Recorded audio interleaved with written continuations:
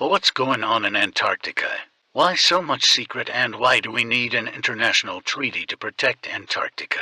I'm on board Norwegian Star. Our ship is not going to Antarctica. They secretively changed the name of this cruise yesterday on the app from South America and Antarctica to a round trip South America. According to the customer service desk, this decision was made by head office in Miami before we departed, and it was for operational reasons. They refused to explain what those operational reasons are. We know it's not weather. So what is the reason? We started talking to people last night. Everyone was angry. We told people to join us here at 9:30 this morning, and look at all the crowds that have turned up. Customer service are refusing to acknowledge us. They've sent their security officer out to calm us down, but we just refuse to be told, sorry, we're not going and we're not going to give you reasons. We feel we're being cheated, being scammed. This is the security officer telling everyone to calm down. Now, everyone on this ship has paid a lot of money to cruise to Antarctica, not to do a round trip of South America at sea. We are being dismissed, ignored, refused answers. They're telling us we just have to accept it. Well, guess what? We've paid too much money, we're too smart and we're too angry to just order another cocktail and sit down and accept the fact that our money has vanished into Norwegian Cruise Line's pockets. We've not seen or heard from the captain, interestingly, not one announcement from the captain, nothing. So we're angry, we want to be heard, we want answers, we want transparency, we want clarity. I'll tell you one thing, don't ever take a Norwegian cruise.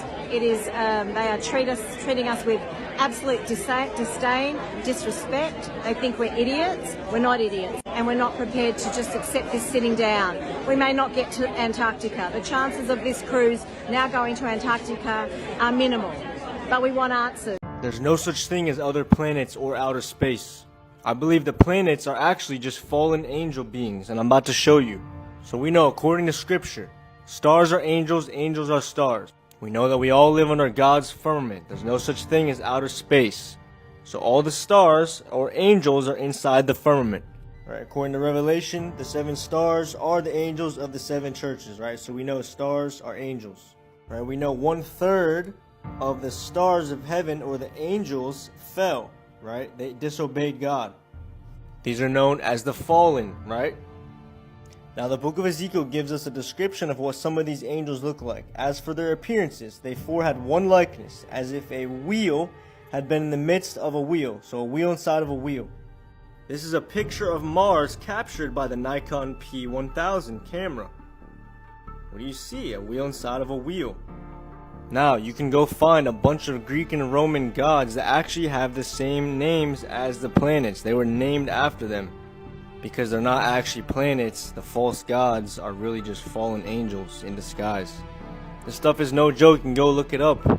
Why do you think they had us building these solar system projects in school, trying to get us to memorize all these names? We were giving false idolization to these false gods.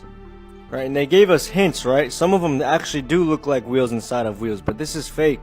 It's not what they actually look like.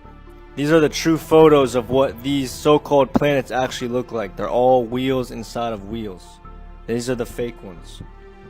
Now, these are some pictures of stars as well that have the same exact appearance. Just normal stars. Alright, so what God has ordained for these angels is to move in this circuit type fashion around the earth, right? Right, so if there was certain of these stars or these angels not moving in this circuit, they'd basically be disobeying him, right? Which is what the planets are, wandering stars. I believe they are part of the fallen, which is why they are connected to all these Roman and Greek false gods. I believe he gave us a hint at this in the book of Jude. Raging waves of the sea, foaming out of their own shame. Wandering stars, to whom is reserved the blackness of darkness forever. Why are these wandering stars or these wandering angels so shameful? Probably because they disobeyed him. We gotta be careful on how we do this one, but we're gonna go to CERN on Google Earth. I wanna take you right outside this dome observatory, right here at this sculpture, and we're gonna take a really close look at what we find. And does this look familiar? It just so happens to be the luminary path over the geocentric. we'll go to another place called Darling Park in Australia. It's going to take us to this specific area, which shows us a very interesting fountain. Now, when we hit Street View and go take a look at this fountain, we start to realize that it is also the geocentric. It's cool how it's got that big tall mountain in the center. Eh? Now remember, not long ago, we went to 666 United Nations Plaza, and we went down in Street View, and we took a look around inside of the United Nations to find their flag, right? This specific logo. And we didn't stop there. We started to kind of pilfer around inside this building to find the conference hall, where they also had the logo right there nice and big, and the Pope out here talking to the people. Now, they removed this video, and I'm wondering if it's because I showed other world organizations that actually use the same logo. The health, the weather, the seas, and the land all have the geocentric map as their logo and flag. So it just makes you wonder, why so much geocentrism when it comes to world-leading organizations? And why all over Google Earth are we finding fountains and sculptures that have something to do with the model that supposedly doesn't exist? It's funny, even the story of Isaac Newton. So how did he discover gravity? Well, of course, he was sitting under a tree and an apple hit him on the head. Children, can I explain to you this? He already knew things fell down. Everybody knows things fall to the ground. That is not how he came up with the theory of gravity. The apple is symbolic of the tree. Once again, the tree of knowledge and good and evil. If you actually look up the old Apple logos, the very first ones, it's literally Isaac Newton sitting under the tree. So what did they change that logo to? An apple with a bite out of it. You guys understand what that means? Do you remember when they sold the first Apple computer and it was $666.66? Do you think these are coincidences? No, that is what they're telling you without telling you. The moon isn't a solid piece of dusty rock as we've all been told our entire lives. It is actually the lesser light that rules the night, just as God's word says, and is in fact its own light source. And a proof that it isn't solid is the fact that you can actually see through it. Just like right here, you can see the blue sky through the moon. And all these pictures I've been showing you are pictures that I took myself on my P1000 Nikon camera. We always see the same face of the moon also. And modern day science says that it is because of tidal locking. Pretty much the Earth and the moon are playing Ring Around the Rosies, and so that's why we always see the same face of the moon. This is actually why they claim that there's a dark side of the moon, because we're always seeing the same face, and they released the most ridiculous footage of the dark side of the moon from quote-unquote deep space. Now look how ridiculous this looks. This is the dark side of the moon, yet you can see the Earth lit up. Come on guys, use your heads.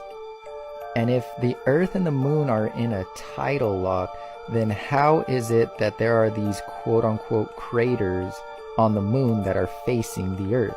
And that's not a point that I just want to breeze by real quick, because point being, if what we're looking at here are craters, how is it possible that anything is striking the moon on this side whenever it's always facing the Earth? And the moon isn't actually rotating like we've been told, but rather it turns like a wheel. Now that sounds crazy, but look at this spot up on the top just for reference, and this picture was taken around 6:30 p.m. And we'll just say that's roughly 12 o'clock.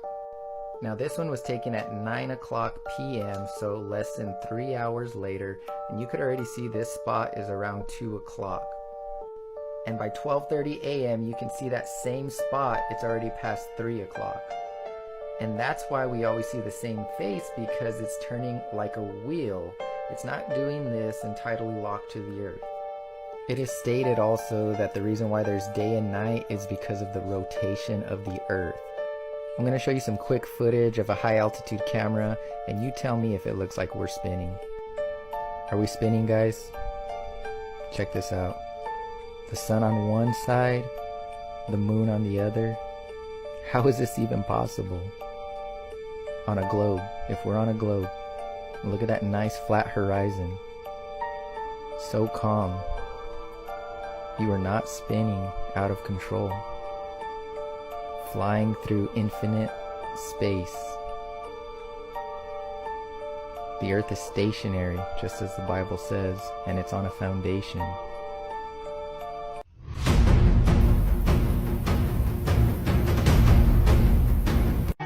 Armstrong stated Apollo 11's computer system had 32 KB of storage, 2 K of memory, and 1 megahertz CPU. Can you imagine streaming live video from this organizer that has 3 MB of storage, 256 K of memory, and 8 megahertz CPU while sending the feed 238,900 miles? I have no comment. Let's get into one of my favorite topics. Alright, so if y'all been following me, then y'all already know that I believe that the space is made up of water. Now let's dig more deeper into this conspiracy and add some more facts and theories. I do want to say that 70% of the earth is made up of water, and we only discovered about 5%. And let's take into account that we don't even know what's at the bottom of the ocean, or if there's really even a bottom. And it doesn't help the fact that these astronauts train in pools of water. As a matter of fact, Hawaii and Florida are popular training destinations for these spacewalks and space missions. According to this blog, at the Aquarius Laboratory 20 meters, 60 feet below the surface, ESA and NASA astronauts spent 16 days underwater in an analog mission to Mars. Now let's keep going.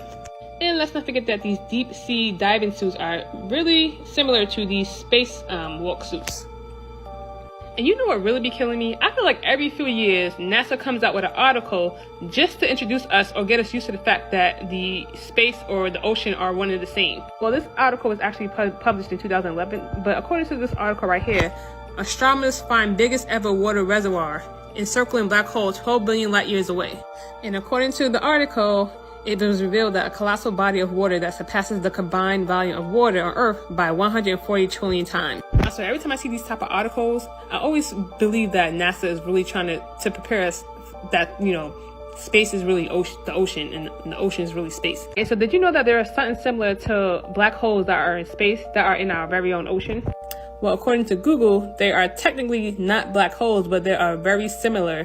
Over the years, scientists have observed massive ocean eddies, which are strong vortexes of water, powerful enough to devour anything in its path. And let's throw in UFOs. Oh, and by the way, this photo was taken in 1952 in New Jersey. But did you know that USOs were a thing? Yes, USOs, which are short for unidentified submerged objects. And USOs was first classified by the US Navy as whales, sharks, and other sea creatures that can interfere with ship maneuvering, sonar operations, and oceanographic research. But as the years went on, there have been numerous accounts of people spotting or claiming to see UFOs submerging out from the ocean. My thing is, what if these UFOs are not coming from outer space or out from the sky? What if they're actually coming from deep within our own oceans, and they're submerging from our oceans and flying up to the sky, and we thinking like, oh, a UFO, you know, it came from out the sky, but it actually came from the ocean. Which kind of makes sense, because in the Bible, they talk about the firmaments and the waters above, and how we cannot break the firmaments and we cannot get through it or past it. And not only that, the Bible is not the only, you know, book that speaks about the firmament.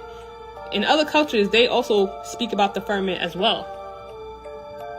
Is it a coincidence? Sometimes I don't believe in coincidences.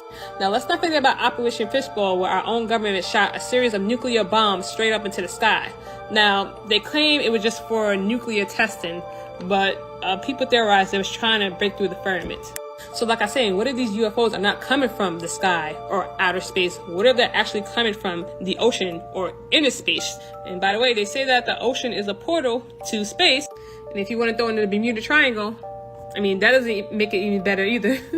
I mean, I can keep going. And the Bermuda Triangle is a whole nother topic in its own. Gravity just got debunked, again. Observe this guy trying to sink the anvil in Mercury. It's not possible due to the fact that Mercury is more dense than iron. This is why things fall, because they are denser than air. If it's lighter than air, it will float. So here's let's set it in here and see if it floats. Okay, it doesn't seem to want to stay upright. I'll just let it tip over. There it is. It's floating. Look at that. The iron anvil floats because mercury has a density nearly twice that of iron. In fact, due to the density ratios, the iron actually floats better than wood does in water. The iron anvil floats because mercury has a density nearly twice that of iron. In fact, due to the density ratios, the iron actually floats better than wood does in water. The iron anvil floats because mercury has a density nearly twice that of iron. In fact, due to the density ratios, the iron actually floats better than wood does in water. The iron anvil floats because mercury has a density nearly twice that of iron. In fact, due to the density ratios, the iron actually floats better than wood does in water. The iron anvil floats because mercury has a density nearly twice that of iron. In fact, due to the density ratios, the iron actually floats better than wood does in water. The iron anvil floats because mercury has a density nearly twice that of iron. In fact, due to the density ratios, the iron actually floats better than wood does in water. The Flat Earth map dates back over 1,000 years. This map is credited to being created by a Persian astronomer. His name was al-Biruni, and he lived from 973 AD to 1048 AD. It's the official map of the United Nations and also of the United States Geological Survey. It used to be present in many places before the creation of NASA and the Antarctic Treaty in 1959. Here you see it with Admiral Byrd. This map has been restored by Dmitry from Russia with suggestions of mine, Eddie Alankar, known by my YouTube channel Flat Earth Banjo. I asked Dmitry to include the Bermuda Triangle and Point Nemo, a place deep in the Pacific Ocean where NASA buries rockets.